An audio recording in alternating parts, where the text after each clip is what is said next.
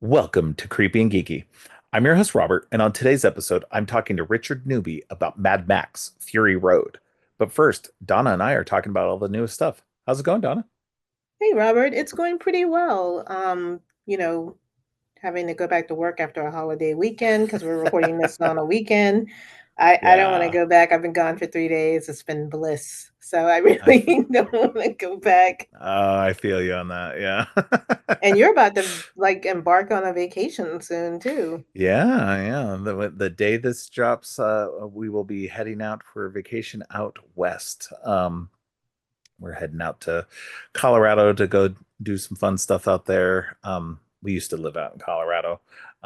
So we just kind of, this is my wife's kind of like planned trip. It's something Hmm. she's wanted to do.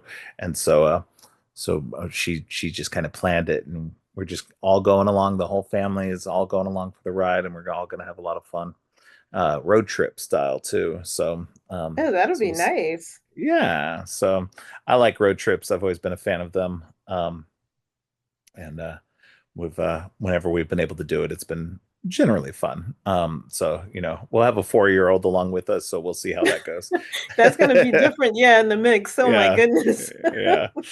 So, but it should be good. So we're renting a big old SUV to get us all across everything. So should be pretty good. So we're excited to go check it out.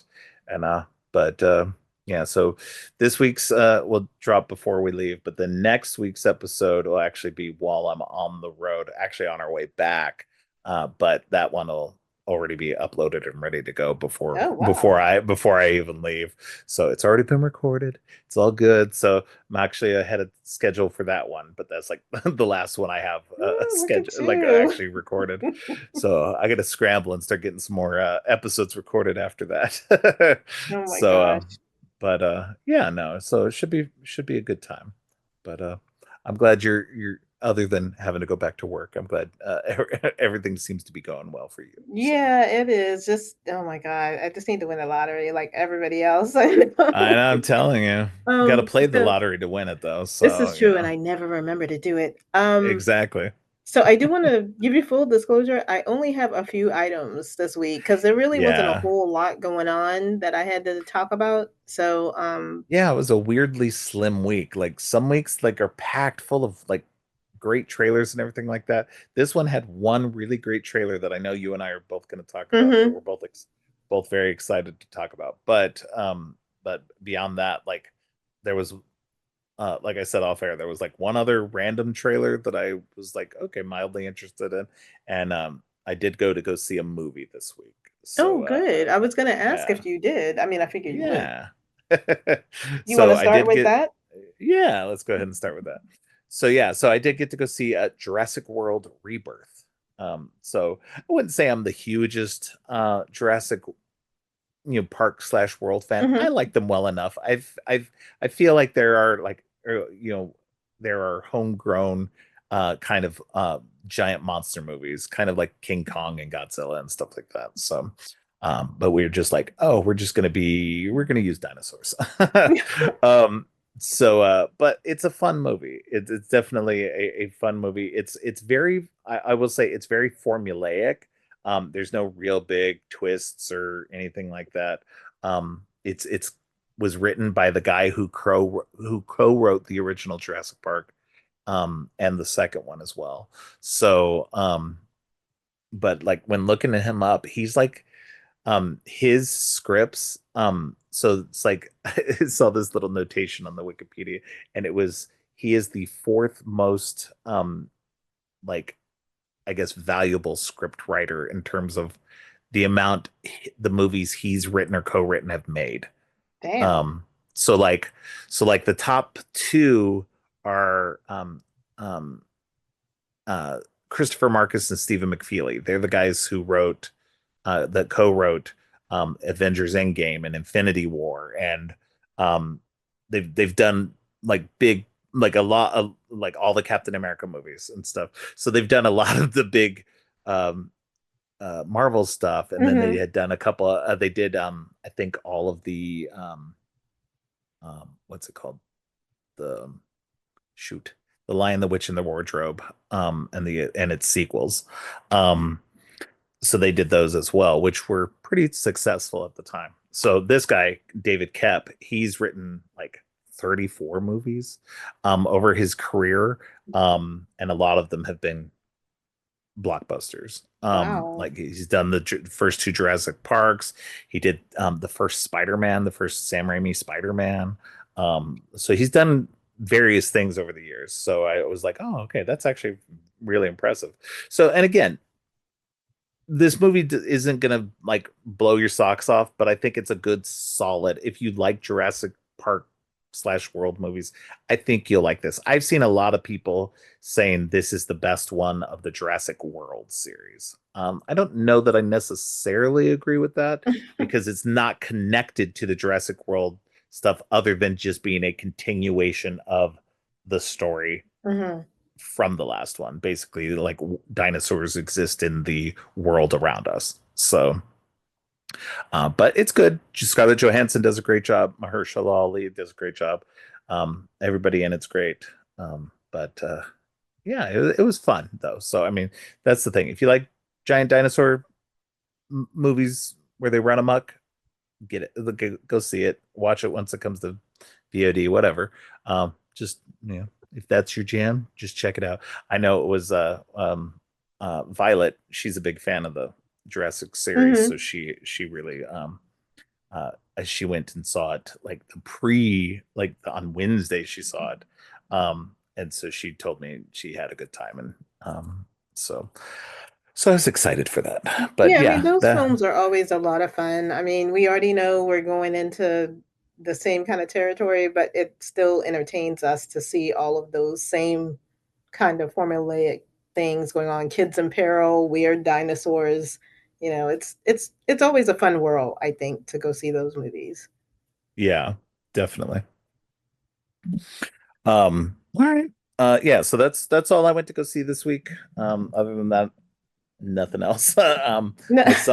My son and his wife went to go see 28 years later, and they both said it was really good. Um, I may go see that. I'm not sure. I have to watch the originals first and see if I'm just not a zombie guy. That's the main That's thing. I'm just like, okay. eh. But I hear good things about the movie, so it makes me want to go see it. So but yeah.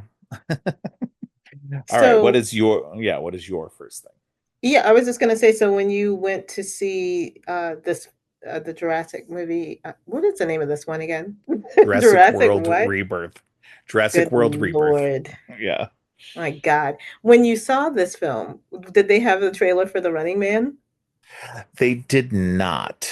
But I definitely saw that.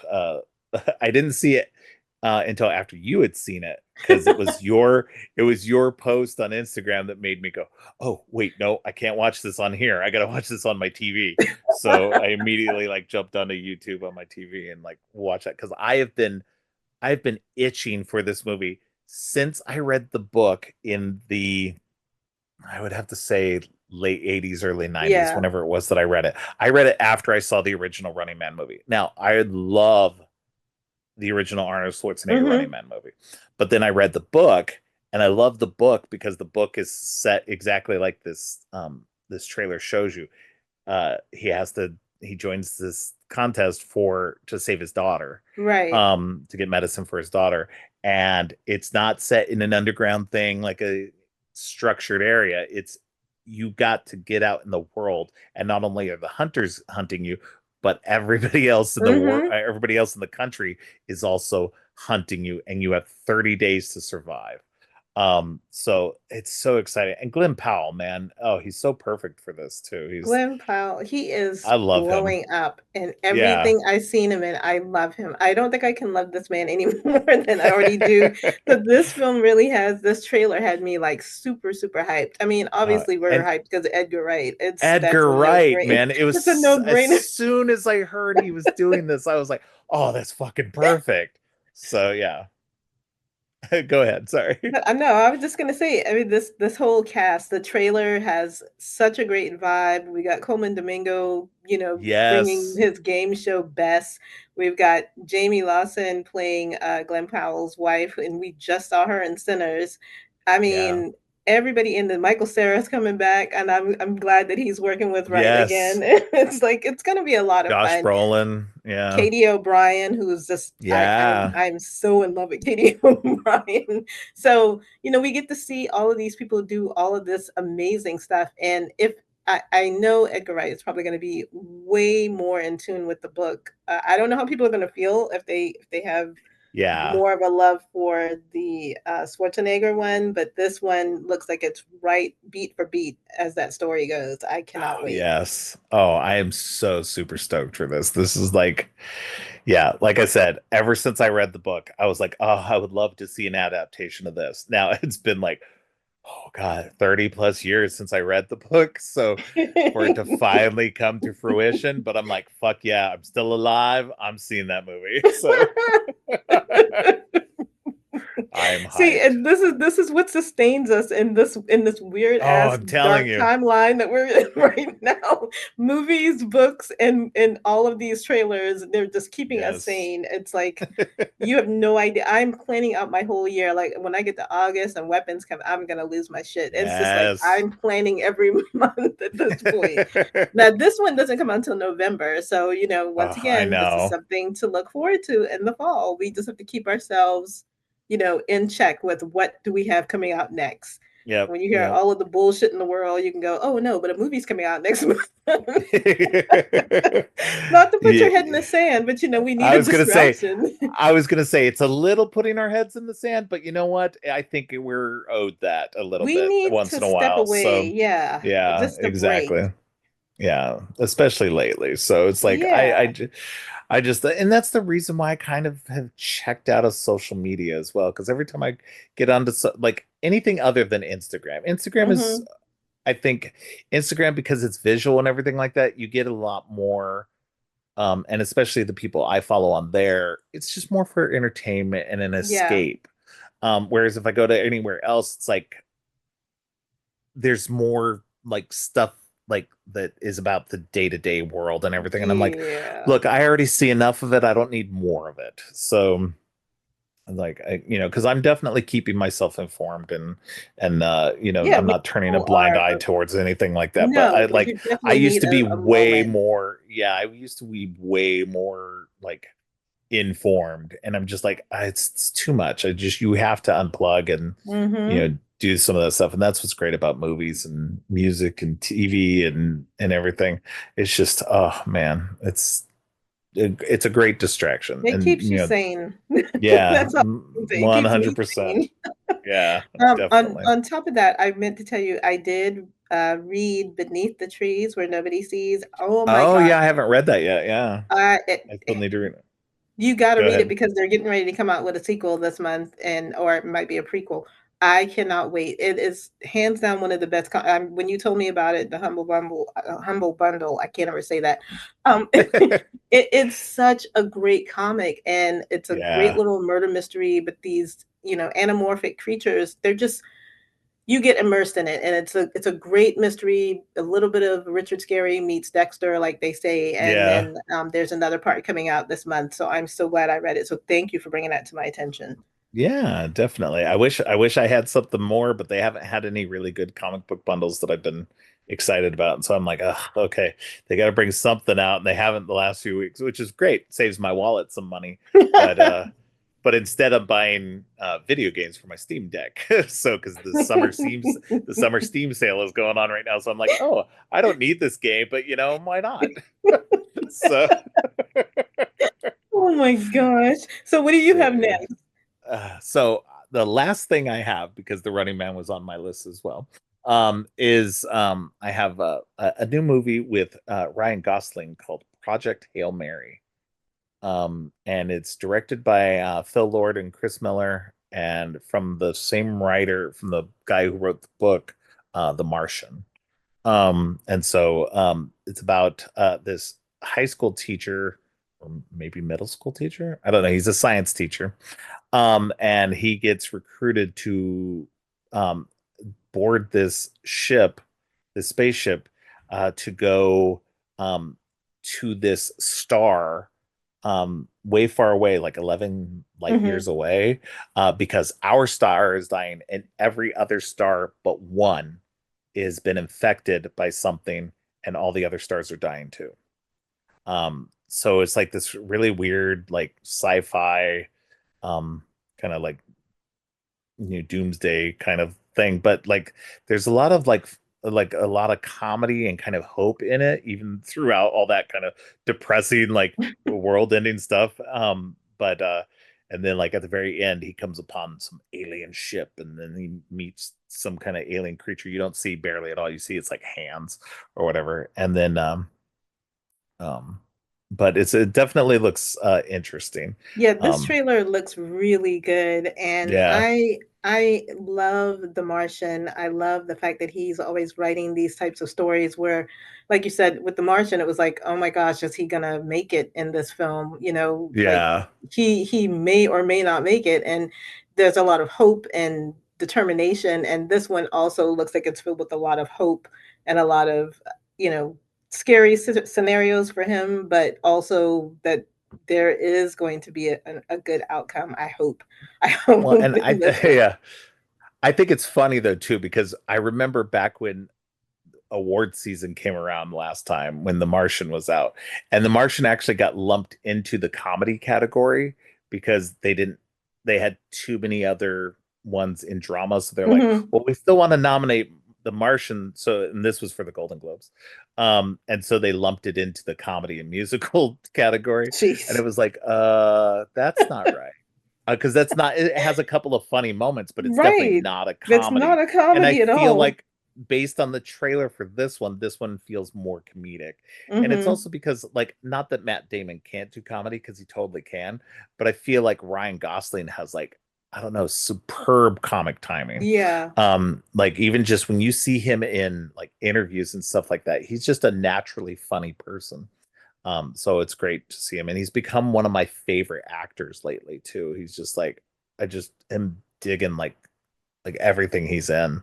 Um, so, and I just like, I got the Nice Guys recently on the cool second sight limited edition. Was the first one I bought of them. I should have gotten a couple of the other limited editions, especially like the Blair Witch. I did get the disc. I just don't have the cool limited edition box set of it. Right. But I have the Nice Guys because I was just like, that's one of my favorite movies of all time, so I had to grab that. But anyway, but yeah, so but that's, I like Ryan Gosling a lot, and he's been really choosing some good stuff the last few years that have been like exciting to watch. So, and this looks interesting. It definitely wasn't on my list of things, and I probably wouldn't have brought it into this except for I didn't have much else to talk about.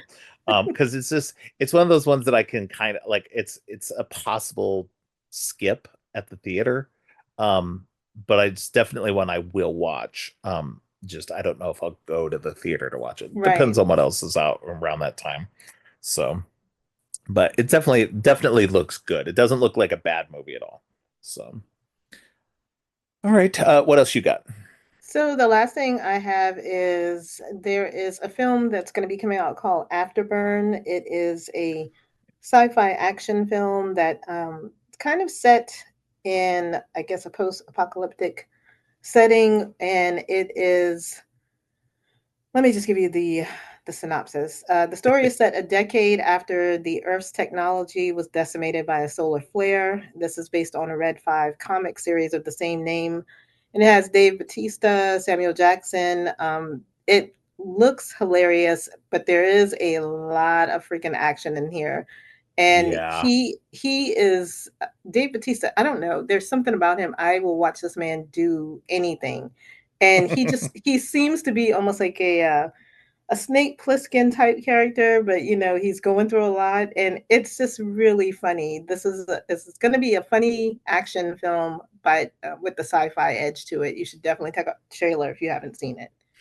Yeah, I did see it. It did look good. I almost put it on my list, but I was like, I don't know. It looks it That one's another one where it's like it's kind of iffy. I probably won't go to it, but But it does look interesting. Oh, I'm Um, definitely not going to see this movie. It's funny too because my son was like, "How does this movie look good and bad?" And I said, "Yeah, yeah, exactly." exactly. Well, and like I think what was it? I think I could be wrong, but I think it's made by the same person who did the last Dave Bautista action movie, like The Kill List or something. Not The Kill List. Um, the one where he's like a assassin and then he puts out a hit on himself. Oh. Um, yeah, it's a I haven't seen it yet, but it was also another one of those movies that looks good and looks bad at the same time. It's a cheesy action flick, more of like a direct to video style, and I'm Mhm. just surprised that it's something you feel like would be on Netflix more than Right. a thing. Um, The one thing I will but say about this one, Afterburn, though, it is directed by, JJ Perry, and, he directed Day Shift, yes, which we yes, love, so that's true. that's Yeah. kinda what has me like, "Okay, yeah, I might have to check this out because I really enjoyed Day Shift a lot, like, way Oh, I more than love I Day Shift. intended." Yeah. Yeah, I think I'm probably going to cover that on the show this year too. Yeah. So The Killer's Game, which was also by J.J. Perry. Yes. So, but yeah, yeah, exactly. This is why I thought too. This one is also weird because I thought the same thing when I saw the Killer's Game stuff too. So yeah, I'll definitely have to check these out Mhm. because JG Perry, yeah, Day Shift was fantastic. Yes, it was. So and this last one with him with Dave Bautista and JJ Perry also had Terry Crews, Scott Adkins, Palm Clemente, Ben Kingsley. So there's definitely some talent there. It just kind of came and went in the theater, and so I was just like, I don't know about that one. So I still need to watch that one. But yeah, I definitely think this is definitely a good watch at home movie. Mhm. Yeah, I'm not going, but I'll Because watch it now. that's what Day Shift was. Day Shift was a lot of fun, but it's definitely a movie I think that was better on TV than going Uh-huh. to a theater. So I still would love to see a sequel to that. So um that'd be fantastic. But anyway, yeah, no, I definitely think Afterburn could be good. Sam Jackson's in it as well. So that was a high point for me. Mhm. I mean, it looks like he's playing a glorified cameo more than anything, but Yeah. I'll still take it. So all right. Before we move on to the rest of the show, why don't you let everyone know what you've got on your show this week?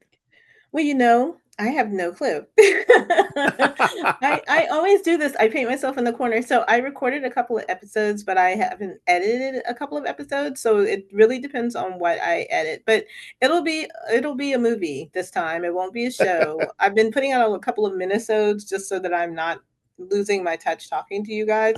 Right. So either it'll be another minisode just because I may not have time to edit the actual episodes I've already recorded, or it'll be an episode. We will be pleasantly surprised together. I actually like doing the mystery ones now because people go, "Oh, I didn't know what you were going to talk about." Good. You'll figure it out when you listen to it. Well, that's the thing too, is like I stopped doing that at the end of my shows where I'm like, on next week's show, it'll be this because Yeah. like sometimes I have to flop things around and that's part of it. And then the other thing is like I want people to be surprised now. If Yeah. you're interested in Yeah. my show, you'll just be interested in coming back for whatever I might have.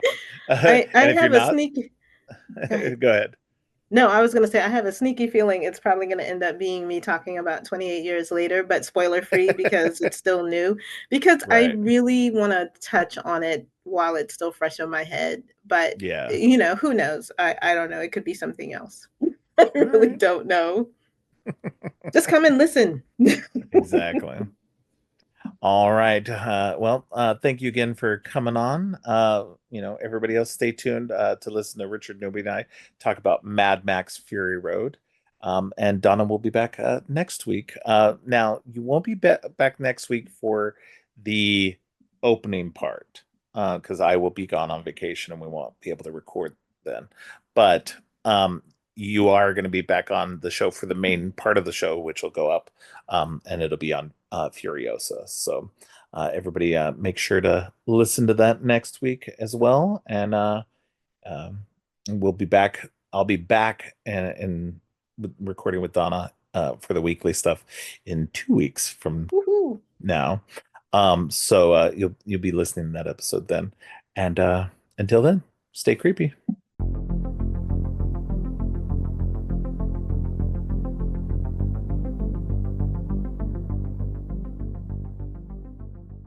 On today's episode, Richard Newby returns to the show to talk about Mad Max Fury Road. Richard is the author of the horror short story collection We Make Monsters Here and a writer for Fangoria, The Hollywood Reporter, and Time. Welcome back to the show, Richard. Hey, thank you for having me again. Yeah, it's great to have you on. Um, yeah, we're doing a short. I'm doing a short series on just Fury Road and Furiosa. I'm not really covering the original Mad Max movies. They're great. I dig them. I just think these two are the much stronger ones. And they're Hmm. just like I don't know.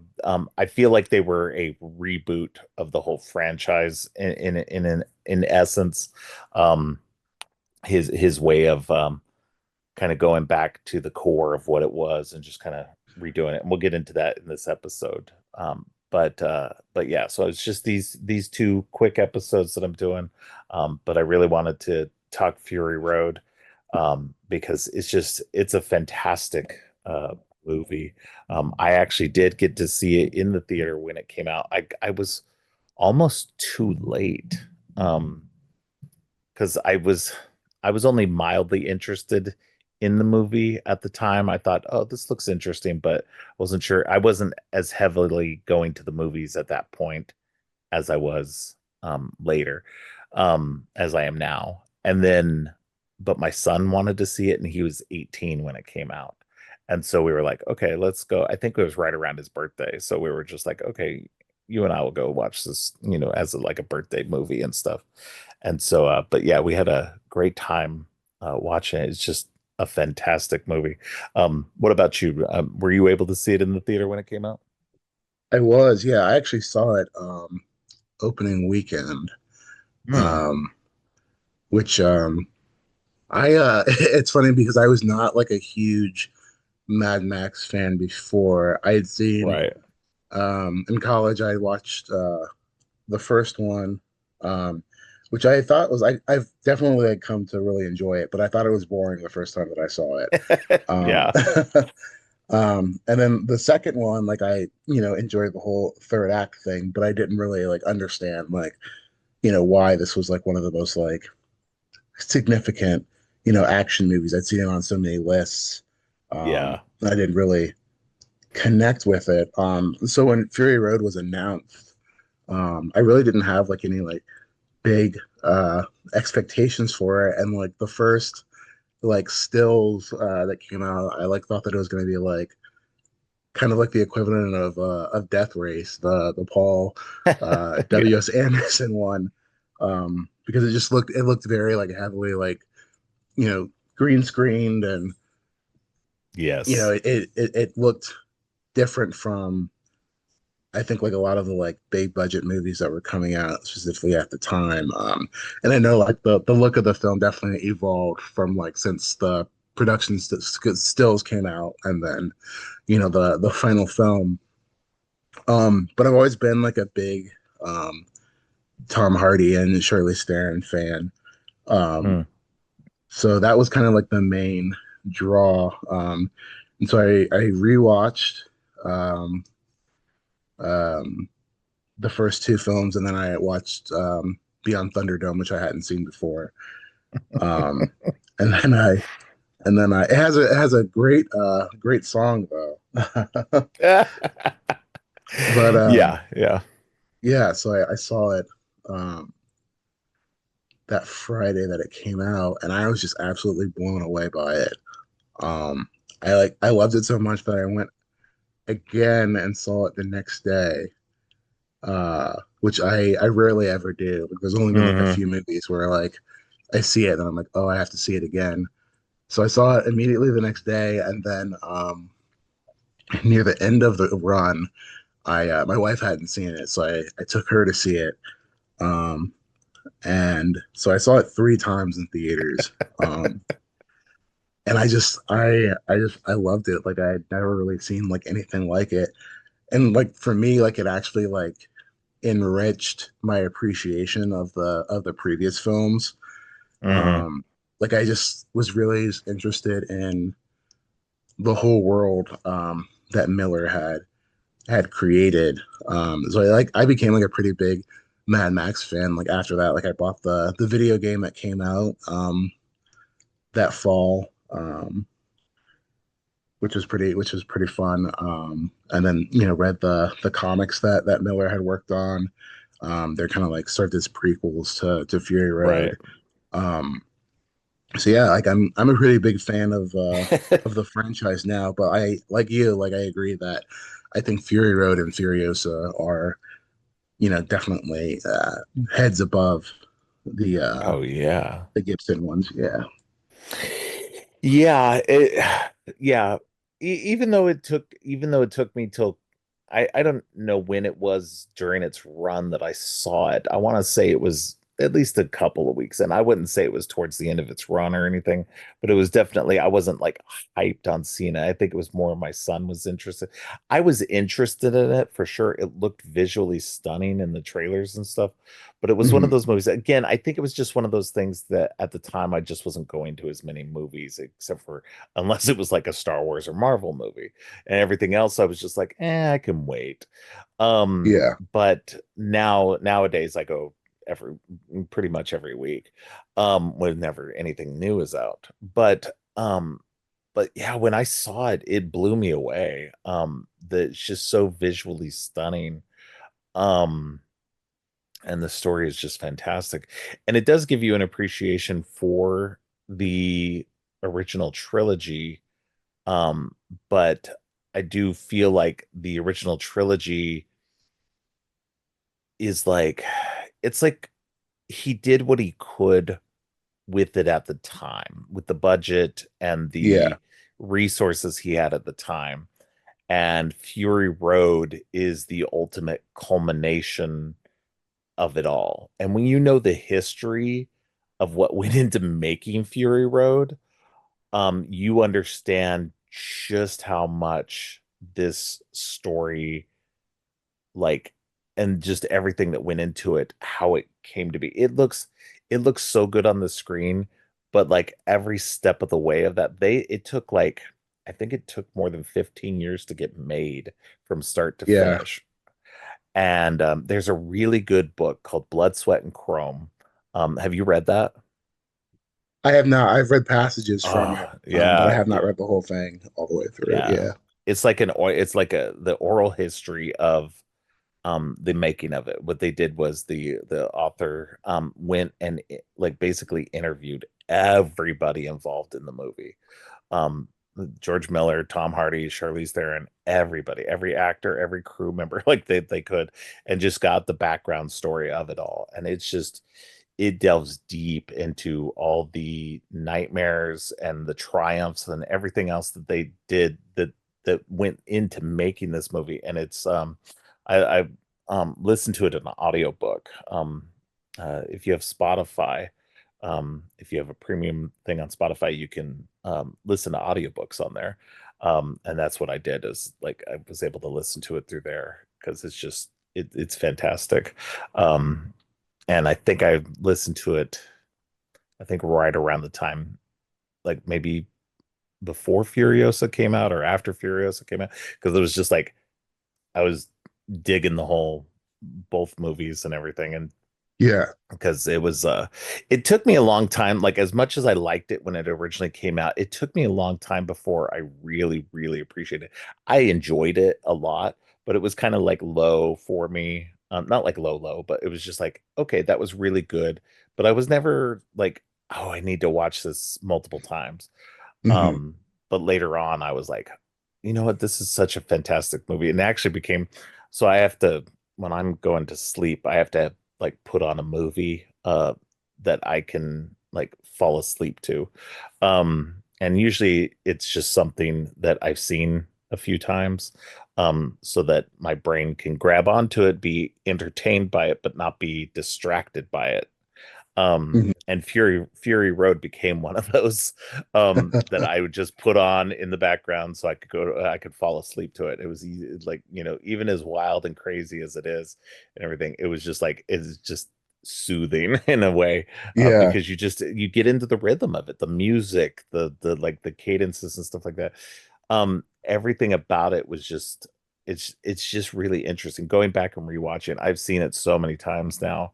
But going yeah, back and same. rewatching it, I rewatched it the other night in preparation, and it's just still so fascinating and interesting, every little bit of it. And Yeah, I it's can't really believe just they pulled it off. like it's just like kind of the ideal in terms of like world building, where like every single like character and like location has its own story and like it's just like so interesting. Uh just And it's like the design, like the whole like with the bullet farmer and like Morton Joe's sons, like all of these are just like such like weird, interesting characters who you feel like there's like a whole other story there. And so I love that like it really feels like even if we don't know like all of the background for everybody that's on screen, it feels like Miller does. Like it feels like he knows like all of these characters like origins, like what happened to them, where they came from. hmm Yeah. Yeah, no, like, and that's what's interesting about the movie too, is that there's no real it there's not a huge amount of exposition. And there's not a lot of dialogue. I mean, Yeah. there's bits here and there. But it coasts on just enough exposition and just enough dialogue to give you enough story to get you going. It's essentially like one long chase scene the entire Yeah. film. There's barely a moment where things are like slowed down or stopped. There's a few here and there, but rarely does it like ever stop. And that's what's fantastic about the whole thing, is like it's just it's amazing just how kinetic the movie is, and how you still feel like there is so much the movie is telling you. Um, and Yeah. and then it's so funny too, because reading up on this, that Tom Hardy and Charlize Theron were baffled by the movie. And Tom Hardy was particularly resistant during the filming, that he actually apologized to George Miller after seeing it at the premiere, because he was like, I had no idea this is what this was going to be, because of the way Miller films. It's like he sees it all in his head. Hmm. And he's doing it in these little bits and takes, from what I read, that he's doing it in these little small takes, even if it's just like one thing of a close up on an eyeball or something like that. It's just these random weird things that, and that like he has them move like just like a hair for like whatever. It's just like the weirdest thing. And I can see, as an actor, you're just like, what does any of this mean? Yeah. How is this all going to come together? But apparently there was like 400, and there was like upwards of 400 hours of film to edit. I did hear that. Yeah. Yeah. Because I think like I think I heard like the script was like very loose. Like, It was mostly done in storyboards. yeah, The storyboard was created before the script was. So it's crazy how yeah. visually it began and became. And like for having that much footage, like I think that the structure of it is so great too. Because like you said, like it really moves. It's very kinetic, but like I love the fact like I just like thought it was absolutely wild where like you have this like whole chase scene, so Furiosa can find her people. Uh Hmm. and then you get there and it's like, well, we gotta go back. And it's just like Yeah. the craziest, like, because movies never happen like that. It's just like you continue forward with the journey, but like to actually like have like this giant loop from one place to another, and yet like all of this development, like character development and relationship building, like happens on the course of this like giant, racetrack essentially. Yeah. And it's over the course of like 2 days. Like that's Yeah, all it is, too. It's like 2 days on the run. um forward and back. And Yeah. then yeah, it's crazy. And it took, like, I looked it up just now, it was 470 hours of footage. It took 3 months to watch it all. Wow. For his wife, who was it was her first action film as an editor. um and she asked him why he wanted her to do it, and he replied, because if a guy did it, it would look like every other action movie. Hmm. And this says it paid off. She received an Yeah. Academy Award for Best Editing.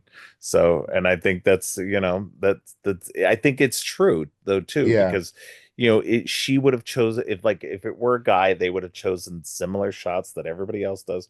And that's the thing, when you watch this movie, there's so many stunning visuals. Um, and just in terms of the specific shots that she chose in editing, and the quick pace of it. But also, like, we think of like movies that have these um incredible paces and these incredible action scenes, and how quickly they're edited, especially these days where, like, there's so many quick edits. Yeah. But this movie really, and it does do that, but there are also, the action sequences are done in widescreen and with these, Yeah. you know, huge steady shots of things too. They're not done in all these edits. All the actions done on screen. And when you learn about how much, like was involved in the stunts and everything, so much of this, they said like 80% of this movie is done practically. And Yeah. only It's CGI insane. CGI was Yeah. only used to enhance things and to erase the wires and stuff. And they had the Cirque du Soleil Yeah. performers who worked on it too, which like you see it and it's just like unbelievable because like there's nothing Yeah. else. There was nothing else like that. Like, and I'm No. like a big fan of stunts. Like I love, stunt history and stunt people and hearing their stories and seeing, what's been accomplished. And I mean, like it's just absolutely crazy that like what they managed to do. And like all of these things happening simultaneously too, like it's a huge group of stunt people and so many moving pieces, um all at the same time. Like it's just like it's orchestrated so well. Like I think about the scene, with all the guys on poles, uh Hmm. and they're just like swaying up there and the truck's going forward. I mean, like, and the little widescreen shot of that. I mean, like that's just like such incredible filmmaking to have like all of that momentum going, at the same time. And I feel like the rehearsal process had to have been insane. Yeah. Well, and I think that's probably where, like, it's that's why it took the movie so long to come out, is, in a large part of it, it was, they really wanted to make sure that what they were going to capture on screen was going to be as accurate as to what they saw and what they storyboarded. Hmm.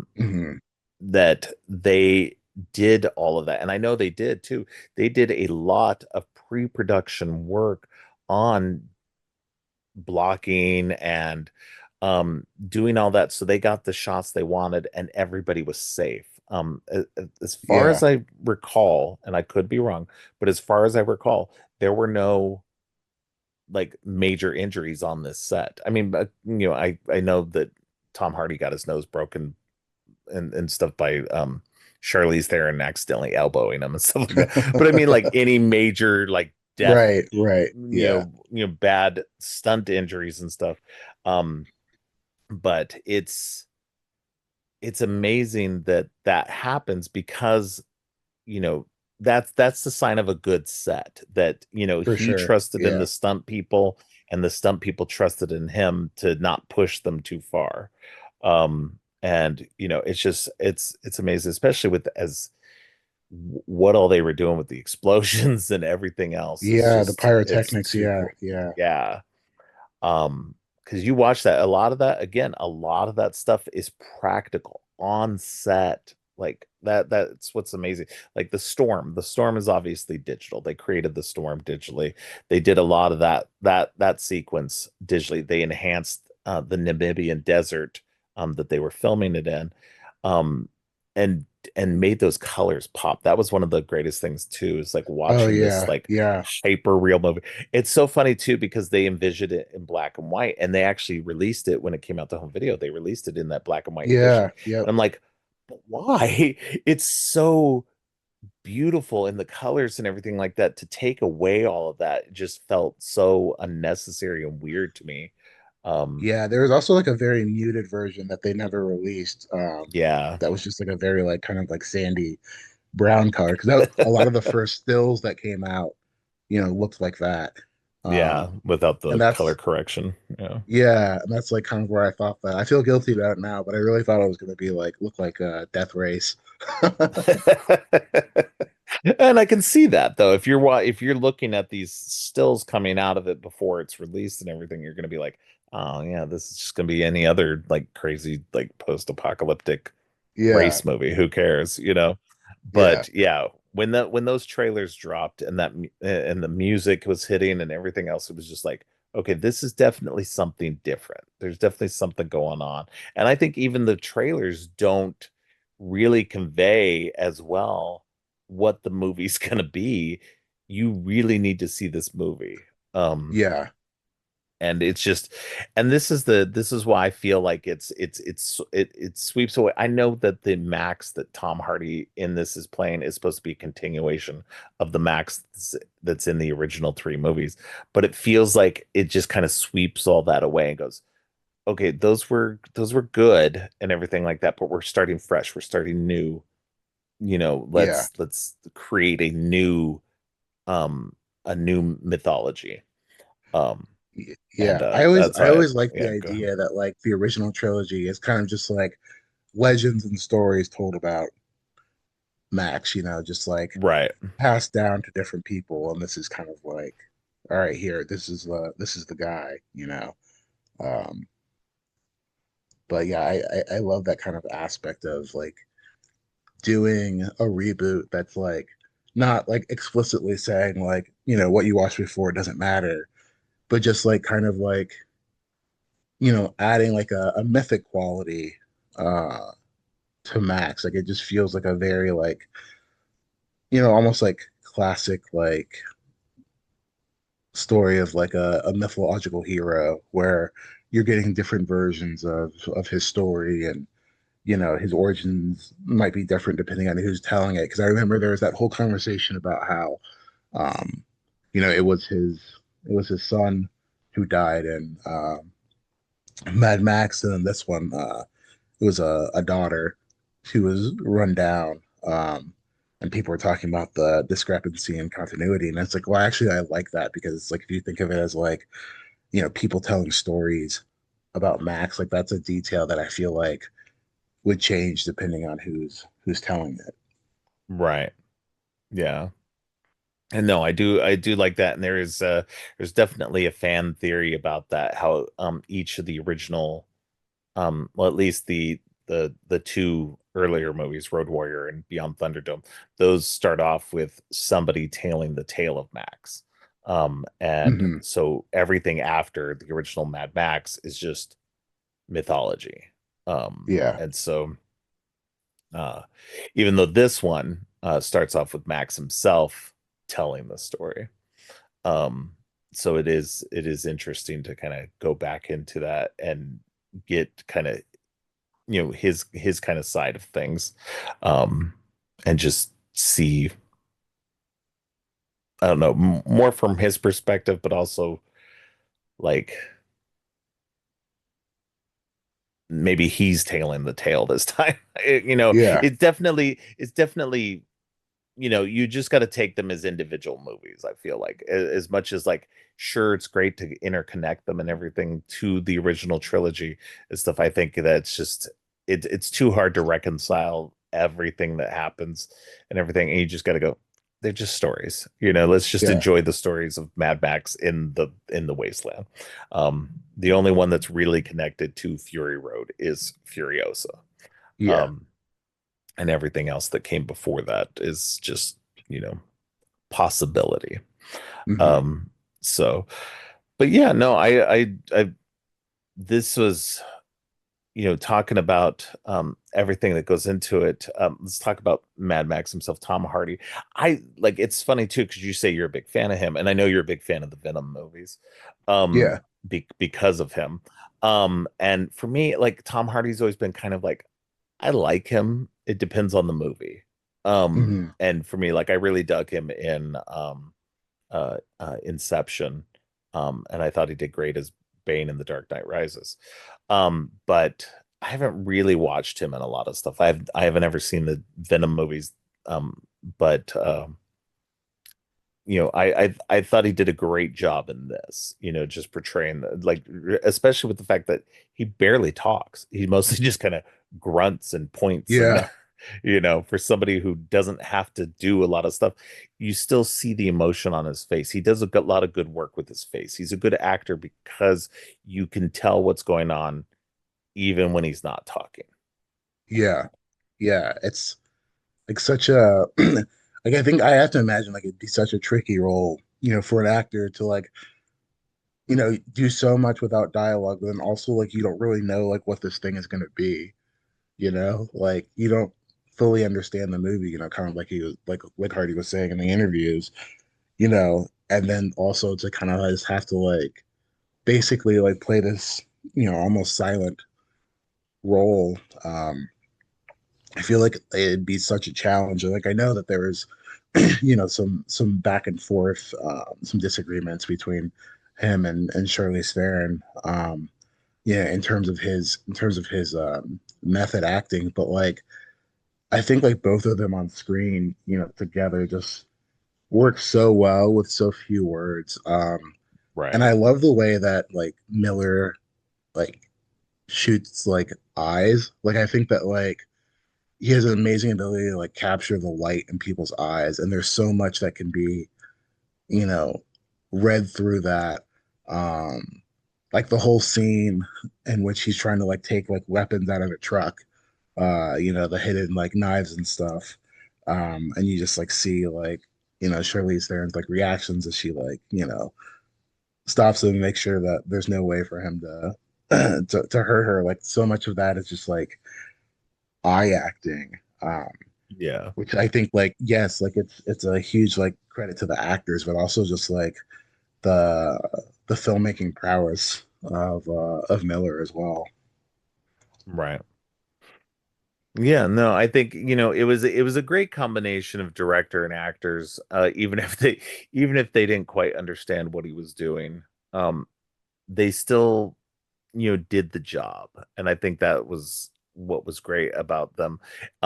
It's funny too, because you don't like I didn't really when you reading the book and with and just research into it and everything like that. You don't hear any of the other actors really being that overly concerned with what George was doing. They were like, sure, we didn't know, but we were just going along with it. But because Yeah, Charlize and Tom were the main two, they were in the bulk of the movie. And so it was like for them, it would have to be more frustrating and more confusing as to what the director is intending for them. yeah, And I think it's so funny too, because they both said that even though it was so frustrating and they were confused all the time, that they would 100% work with him again. yeah, Um, and it's something too that was echoed in, and I'll get into it in the next episode about Furiosa, that even knowing what went into making Fury Road, that Anya Taylor-Joy and Chris Hemsworth also were baffled by what George Miller was doing in that movie. And so it's like a continuation of like, okay, well, he's got a vision. We just got to stick through it and just hope yeah, that it comes together. And it does. It's like that's what's great about it, is that you get these wonderful performances from them. And like it's so funny too, because there was this huge animosity between Tom Hardy and Charlize Theron through most of hmm, the filming too, because there was Tom Hardy reportedly was putting up like this distance between them. Yeah. Um, and and I guess it was some version of method acting for him. Um, Yeah. but that it just and but it translates well on the screen because you can tell for a good portion of it that these two just do not like each other. They don't trust each other. There's a turning point, and I think it's actually the turning point for their relationship um during filming as well. Um because the movie was shot in order. It wasn't, they Yeah. didn't bounce around and do everything. So they actually shot it in order. So it feels like there's that moment. I feel like it's right before they go into the canyon, um, and they kind of put aside their beef. Like he's gone off to go fix the truck, Yeah. and Yeah. everything. And I feel like that's right around the time. I could be wrong. It could be later in the movie, but I feel like the bulk of that stuff gets put aside right after their big fight scene. So, Yeah. um, Yeah. It's I think that whole like relationship is interesting too, because like you also have like, you know, two actors who are both like incredible at their craft. But like also I think like there has to be like a certain amount of ego, carrying the film, like, not necessarily a completely bad, ego, but I do think that like, right, you're leading the film and you have reputations to maintain, and you don't really, fully understand what he's doing. I feel like that's part of what like kind of separated them from like some of the other actors in it, who like, yes, like had established careers, like Nicholas Hoult and Zoe Kravitz, but like the film wasn't really like riding on their names. right, And so yeah, I definitely think that that's like part of the pushback too, in terms of like not really understanding Miller, and then you're out there, in the in the desert heat, uh, and it's just, I mean, it really is just like such a wild uh production, But oh yeah, I feel like, from everything that I've read, like Miller seems like a genuinely, even though his like methodology is different and unconventional, like everything that I've read about him, like suggests that he's, a good guy who like, knows exactly what he's doing and is like level headed about it. Like this wasn't like a Heart of Darkness, Apocalypse Now situation with Coppola, right, where like Coppola's like on drugs and like doesn't know what the fuck's going on, and yeah, there's people are getting sick, and yeah, like this seemed like he had things under control, just not in a way that the leads understood at the time. yeah, exactly. Yeah, they weren't like living in harsh environment and dealing with like a maniacal director or anything like that. Yeah, no, from reportedly everything that anybody has ever said about George Miller is that he's the nicest, friendliest guy in the world. Yeah. And he's a genius in the fact that he just sees the movie in the way he sees it, but it's all in his head, and he can't even explain it well until it's done, Hmm. um and up on the screen. And so yeah, no, that's why I think that, yeah, everybody who worked there is like, okay, yeah, we would do it again. Yeah. And regardless of how crazy and nuts that was and how confused we all were, we would put our trust in him again to make a fantastic movie. And that says a lot, about who, because I mean, like you said, there are some directors who are known for being like, not only is the shoot intense and hard and everything like that, but the director themselves is also a nightmare to work for. Yeah. And you hear about that all the time, and um people don't want to work with them multiple times. They'll do like you'll hear about like some director who's still getting movies made, and you're just like, how is this one director getting movies made Right. um that shouldn't be getting this done, because every movie he makes is so far off the rails, and everybody says so much bad stuff about him, and you're just like, how? but Right. yet he still keeps getting work, and somebody like George Miller struggles to, like, and Which not that is George Miller insane. struggled that hard, but it's like his two, like his two most recent, like, hugest movies were like decades in the making. So Yeah. And it's just like it's insane to me, like going off of that. It's like insane to me, like of how like even getting, Furiosa made was a yeah, fight after, Fury Road's it shouldn't have performance. been. And When you it proved shouldn't that have Fury been. Road was so good, And that then should like have been an now, like, easy sell. he Yeah. wants to do the Wasteland. We don't know if that'll happen because of Yeah. like, and it's just like, I think that this guy is like one of our most creative and greatest living filmmakers. He's 80 years old. Just like let him do what he wants to do. Like, Right. I feel like the studio, like even if you take a loss, I feel like the long-term contribution to like art and cinema is like worth whatever like few, $1 million that you'll find somewhere else, you know? Exactly. Well, and I know, and again, I'm going to get into this in the next episode. I know Furiosa didn't do well in the theaters. It should have done better. It's a fantastic Yeah, movie, for me, equal to Fury Road. And the fact that it didn't do well in theaters baffled me, but it did better on VOD. yeah, When it went, because it kind of went fast to VOD, and then it did fantastic after that because people just, I guess, just didn't want to go to the theater to watch it.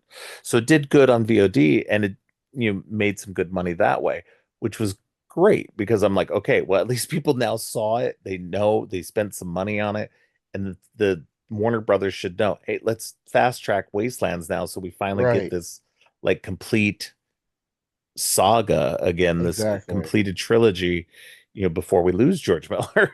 And hopefully if we do, then somebody else can pick up that. But I feel like it won't be as good, without Yeah, his true vision on it.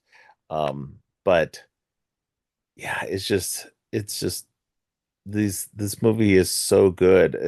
It's baffling that it took.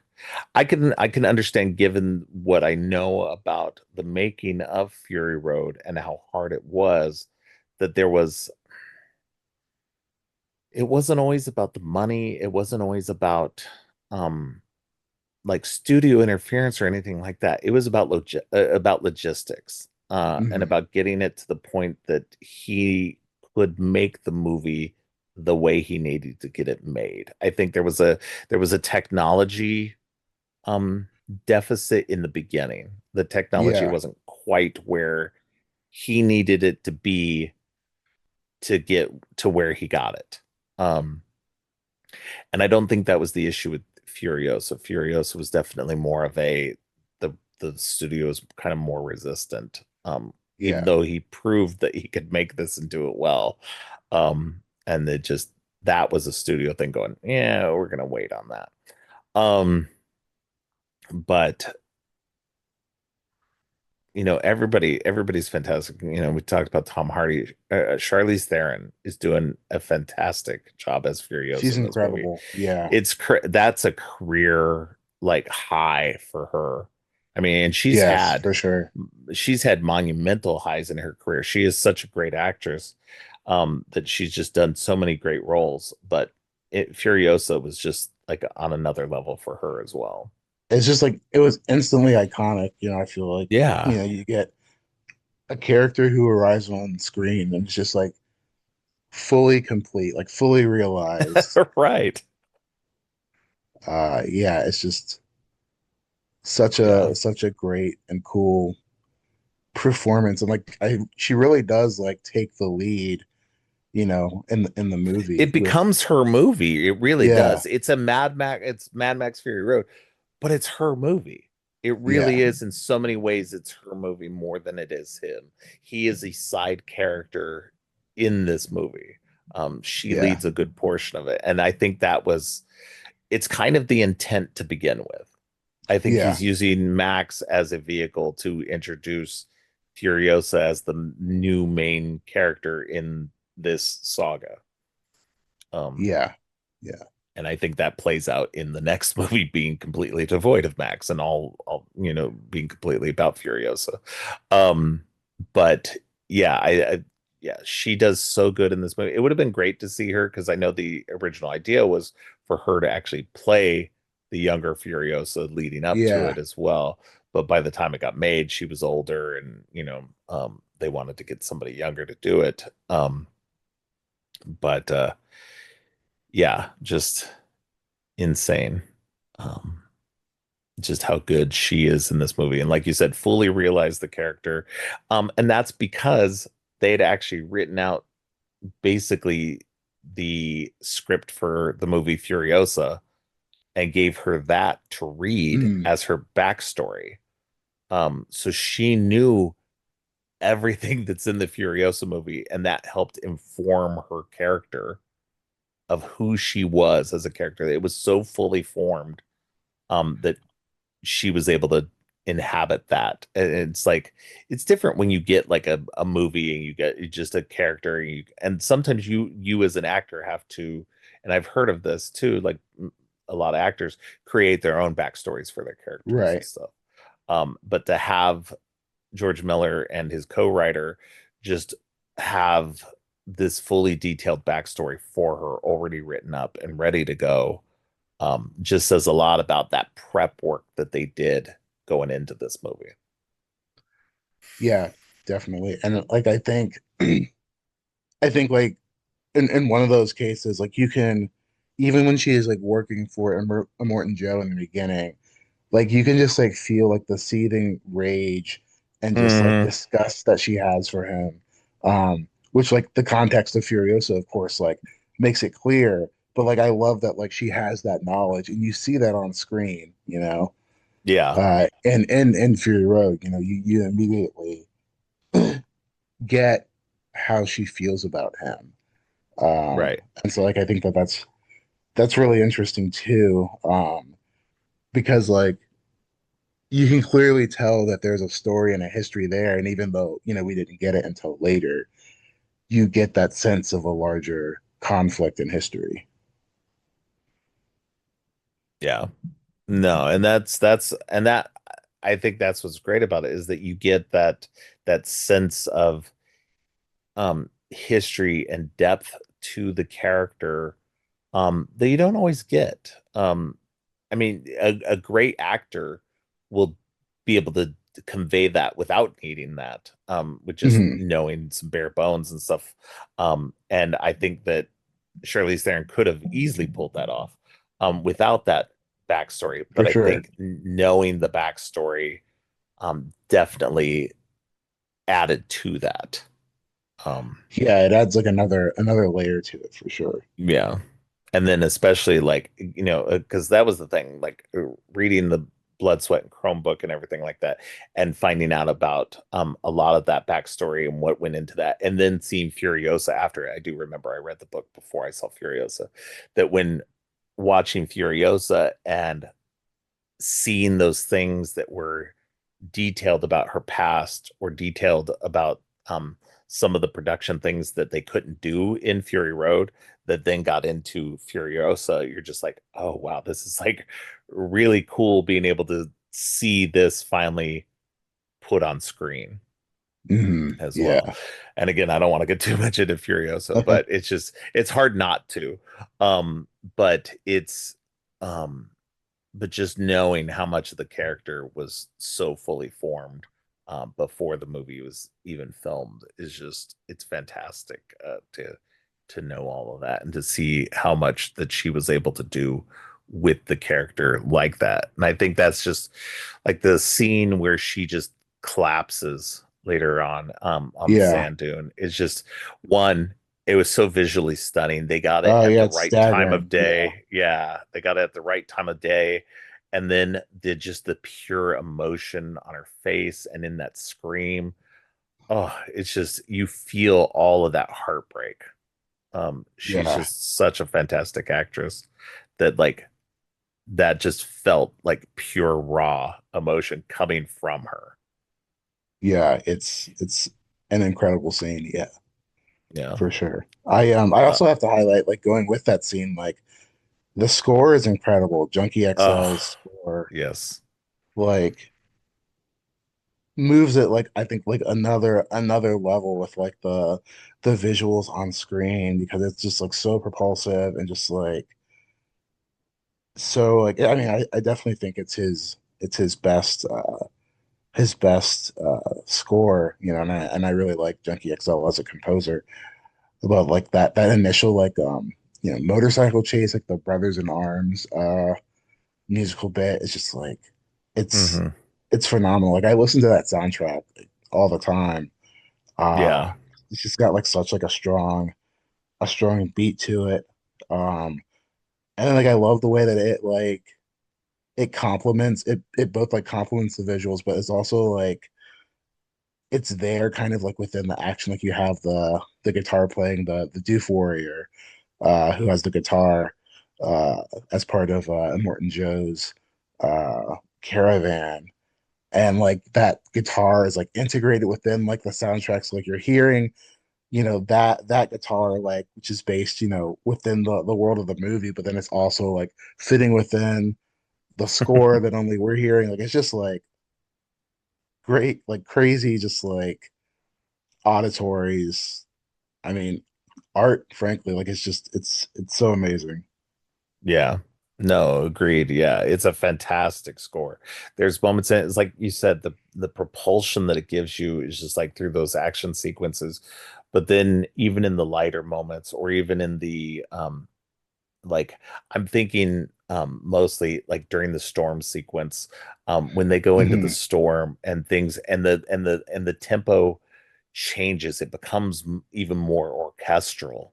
Yeah, And it just fits so well into that scene, and you're just like, it's so it matches everything so well. Like the composers, like I dig just music composers in general, and when they do it so well that it's like it it it's just such a compliment to the film. yeah. And this one works so well. It's like I would argue that most, and I love the MCU. I've covered every MCU movie on my show. Um, but I would argue that most of the soundtracks in there are pretty just run of the mill, and it's Yeah. fine. They do their job. And I wouldn't say that most of the music stands out. No, But I'm that's not really listening to much of those like on isolated soundtracks, you know. exactly, exactly. But like this one, yeah, definitely. The soundtrack on this, I've definitely listened to it multiple times on its own. Just because it's just a fascinating, really good soundtrack on its own. And but combined with those visuals, it's just otherworldly. Is the only way to really describe it because Yeah. it's so fantastically meshed. Um, and like you said, and it like I said, it combines all of that rock, that heavy rock Hmm. music and electronic and orchestral and everything. Like it changes tones depending on the sequence itself, and that's the mark of a really good um standout score. um Yeah. and it's just, yeah, it's fantastic. um you know you mentioned Nicholas Holt and Zoe Kravitz and everything like that. We get this rounded out cast. Nicholas Holt is kind of like the third lead, Hmm. playing Nux in this. Um, he's great. We get bald Nicholas Holt before Luthor, so we knew he could pull that look off. Um, but it's yeah, he's really good in this. You feel um it's like you hate him in the beginning, you love him by the Yeah. end. Yeah, it's And like that's that like that it's disgust that turns to the yeah, disgust turns to like an empathy, you know, yeah. uh for him. Yeah. It's a really great For a movie performance, you know. that's 2 hours long, that's set within 2 days worth of time, just to get that full spectrum of character arc and everything, it's just like that's what's great about a good writing, good direction, and good acting. It's just for all Yeah. of them. you get these nice narrative arcs that really exist, and you feel every bit for each of these characters. And even the wives, the wives, Yeah. they're kind of paper thin at times, but they still have some depth to them that makes you Hmm. care for each one of them, even though they're kind of just archetypes. Yeah. Um, and so they they each get chances to kind of like shine through.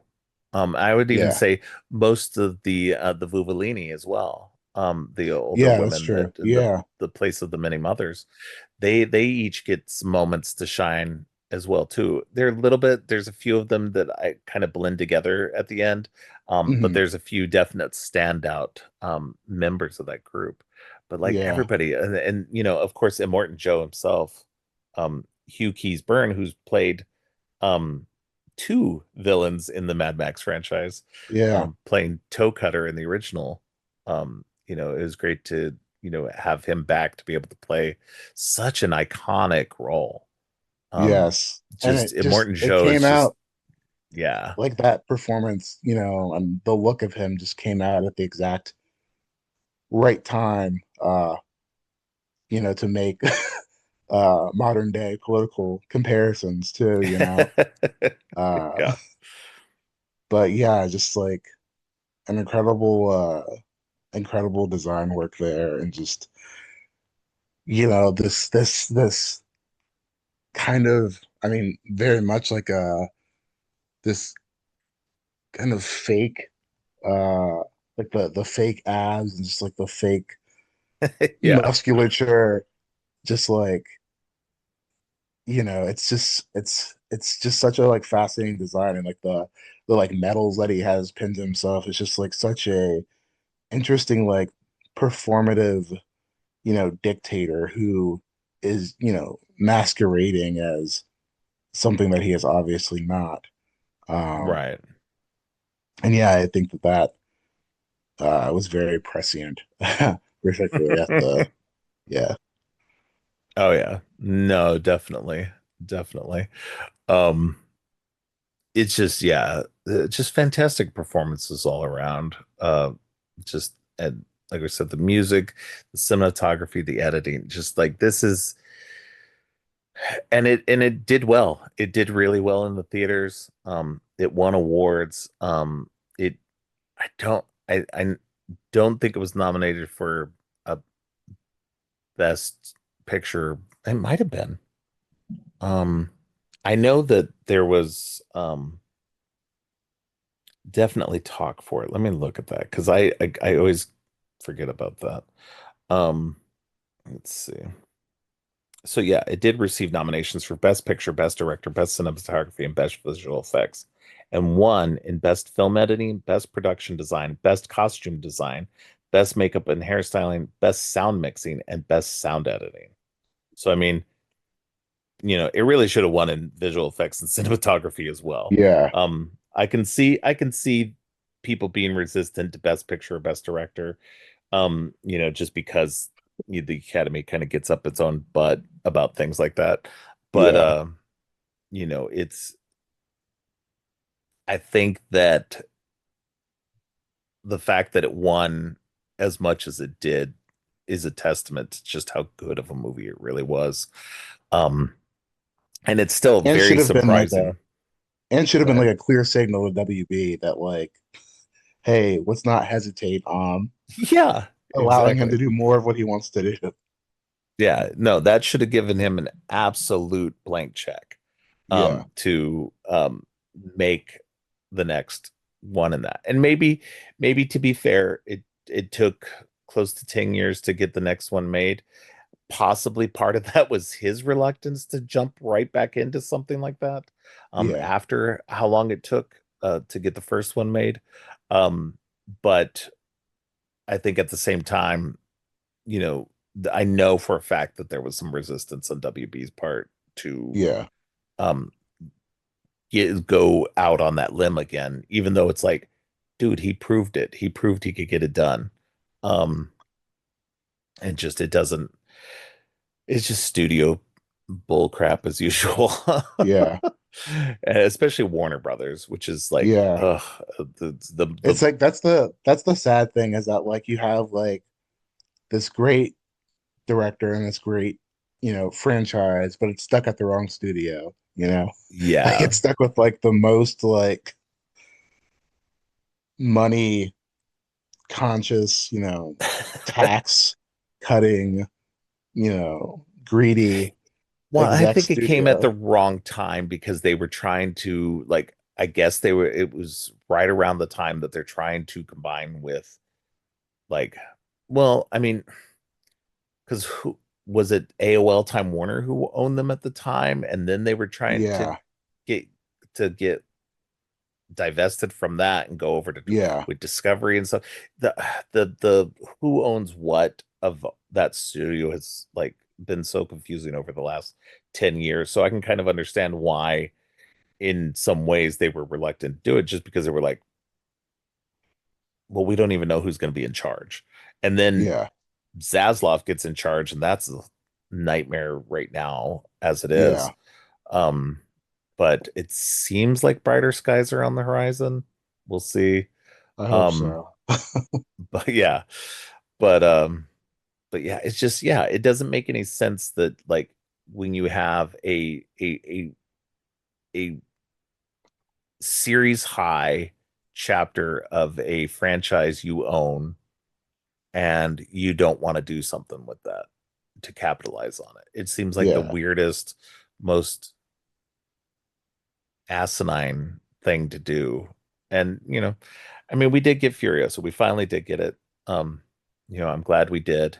I think it's just as good as Fury Road is. I know Yeah. not everybody agrees with me, but I think it's great. It's great. I love it. yeah, Yeah. yeah. It's just Yeah. it's a fantastic uh sequel prequel, I guess, Yeah. to Fury Road, and I think it stands well on its own and as part of the new reboot, part of the franchise. Um, but Fury Road itself is just yeah, it earned everything that it got. Money, prestige, the awards, everything that it got. Um, and I'm glad that, through all of the hardship that it took to get that movie made, that, everybody involved in it has come around on it and said, it may have been hard, it may have been confusing, but the end result is something fantastic and something we are more than proud to be a part of.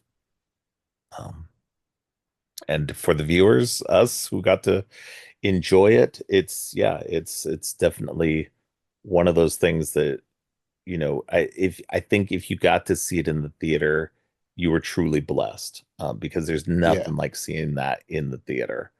And I'm not one of those who is a purist about theater going, because I No, I'm think not with either. Yeah. modern television and sound systems that we can have in our house, I can't replicate it exactly, but you can get as close to you can without all the hassles of going to the movie theater. Yeah. So I think that it's a lot different than saying, back in the 80s and 90s when you were watching movies on CRT and on VC and on VHS and stuff like that. That was definitely worth going to the movies for. But now Yeah. with 4K televisions and awesome Atmos sound systems and everything like that, you can replicate it a cinema experience fairly well. Definitely. Yeah. And but still going and seeing that theater was definitely a great experience.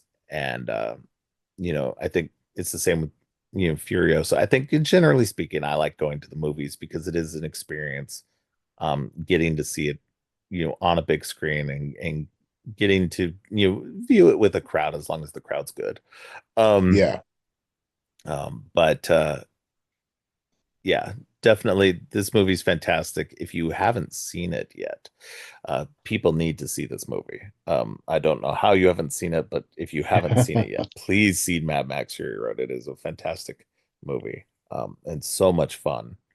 Um, so, any last thoughts before we end? No, I mean, like you said, it's an incredible movie. I'm still really holding out hope for The Wasteland. Yeah, I would same. just love to see Miller get to do one more. And it's one of those things where I feel like just real quick of going off like the whole like Tarantino concept of like directors getting worse as they age, which I think is absolute nonsense.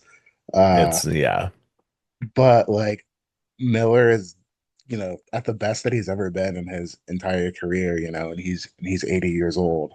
Um, right. and there's something that's a little unfair about that, because there's Yeah, there's so much more that I want to see from him.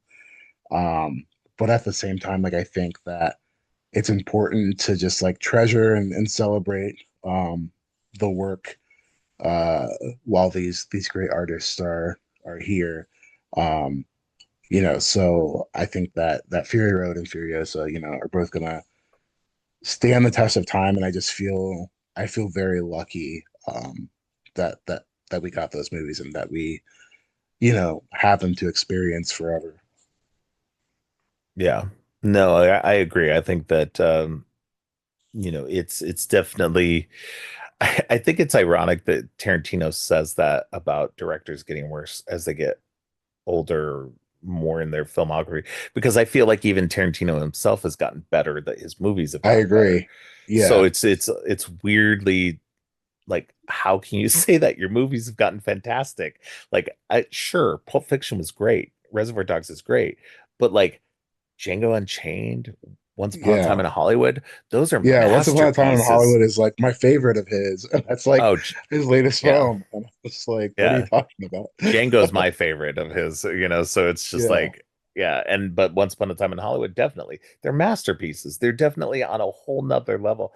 I think I think that's what's so funny to me is that his stuff up to Death Proof is fantastic. It's great. It's what it is. But everything after Death Proof, yeah, Inglorious Bastards, Django Unchained, The Hateful Eight, and Once Upon a Time in Hollywood is just like they're on another level. It's like for sure. everything he learned up to that point became transformative afterward. Um, Yeah, and so it's just the stuff he's been doing since is like it's crazy that he says dumb shit like that sometimes. And I'm just like, right. dude, like and him like, oh, I'm only gonna make one more movie. But now, like, because he's like gotta make the perfect movie as his last Which movie, is crazy. Yeah, it's he's just not like just making make a anything. movie. Just make movies. Just keep going Yeah, until you can't anymore. Um, Stop trying to make the because now he's like outsourced the one movie he was gonna make. He's now yeah, outsourced that to David Fincher. So it's like, okay, yeah. like, dude, come Like I on. feel But like anyway, if he'd had it his way, like Once Upon a Time in Hollywood would have been his last film. But because of the whole like nonsense of like Kill Bill 1 and 2 being like a single film, like his yeah, own like rules for filmmaking are just like so goofy. But just to yeah, like bring it back to Miller, yeah, I love the yeah, fact that Miller just like continues to like make things and has such like a diverse yes. career. Oh I mean, yeah. like made Happy He made Feet and Happy Feet. Yeah, it's yeah, just I think that's great. He enjoys making movies and he continues to make them and isn't, guided by these certain rules of when he has to stop and how many he has to make.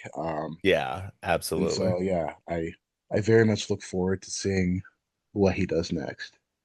Yeah, agreed. I would definitely like to see more of what he does in this world if possible. But definitely, keep making movies as much as you can, as long as that's what you want to keep doing. I totally understand people who want to get out and they like, actors or directors who retire fairly early Yeah, or whatever, and they're just like, look, I'm done. I did it. I'm okay with stopping now. For whatever reason, but it's great. I feel like it's great when people do continue and they put out good work. If they're putting out mediocre work or whatever like that, then sure, maybe you should have retired. But I don't feel yeah, like that's the case with most people. I'll admit I'm not a huge Scorsese fan, but he's still making movies and people are still enjoying them. Keep going. If that's what you want to yeah, keep doing, Scorsese is definitely a film guy, and I feel like that's the same with George Miller. George Miller loves making movies, so he's going to continue doing it for as long as he can. and that I appreciate that so much in him, that that's what he wants to do. And I'll keep being there, especially for these Mad Max movies. for So, sure. so anyway, again, thank you for coming on. I very much appreciate it. This is a great conversation. Yeah, thank you And for having me. This was fun. yeah, we'll definitely get you on again for a future episode. But why don't you let people know where they can find you online? Yeah, I am at Richard L. Newby dot Bluesky dot social. That's kind of just the main place where I'm checking right now. Right. Yeah, it's pretty much Blue Sky seems to be the hub. I haven't been on as much. I've been kind of like taking an extended social media break. Not by any like intent. It's just like I don't feel the need to get on as much anymore. Yeah, But but uh but definitely it's definitely the place to go. That and Instagram seem to be like the two big ones nowadays. um Although I've been seeing a lot more people kind of starting their threads accounts. People that I follow on Instagram, I've seen people popping up now on threads also, so I'm thinking maybe people are kind of maybe repositioning over there. I don't know, it's weird. yeah. um but yeah, definitely go follow him. Um uh he writes really good articles about movies, especially comic book stuff. You always have fascinating takes on stuff, even if I don't agree with them. I think that you have a good critical eye, um, and I say that with high praise because in general, I don't like critics. So, I don't either, which is yeah. which is maybe why I am the way I am. Well, that's good. That's good. Yeah, that's what I think I appreciate about your writing too, is that because you're not you when you write an article about a particular movie or whatever, that you come at it with an angle that's different than just kind of the rote critical, like, you know perceptions that I feel like most critics do. They just kind of recount the movie and just tell you Yeah, why it's good or bad. yeah. And you always seem to come up with a an angle on a movie that is like, it's not even about that it's good or bad. You do give your opinion on that, but you also are like, but here's why the movie's important, or why there's some other angle. And I always find that fascinating in your writing. So keep it Well, up thank for you. sure. So Thank it you. seems to be working out for you. Yeah. So, all right. Well, thanks again. I appreciate it. And yeah, we'll have you back on again soon. Sounds good. Thanks for listening. Creepy and Geeky is produced and hosted by Robert Clark. If you like what you've heard, please consider giving the show 5 stars and a review on Apple Podcasts and Spotify. And share the podcast on social media to help spread the word. Make sure to subscribe on your favorite podcast app or at creepyandgeeky.com. You can follow the podcast by going to creepyandgeeky.com and clicking on any of the social links. If you'd like to follow me, you can find my links at geekthulu.com. You can support the podcast by ordering teas and more on TeePublic or by donating to the coffee page. All of the links are in the show notes. Finally, don't forget, stay creepy.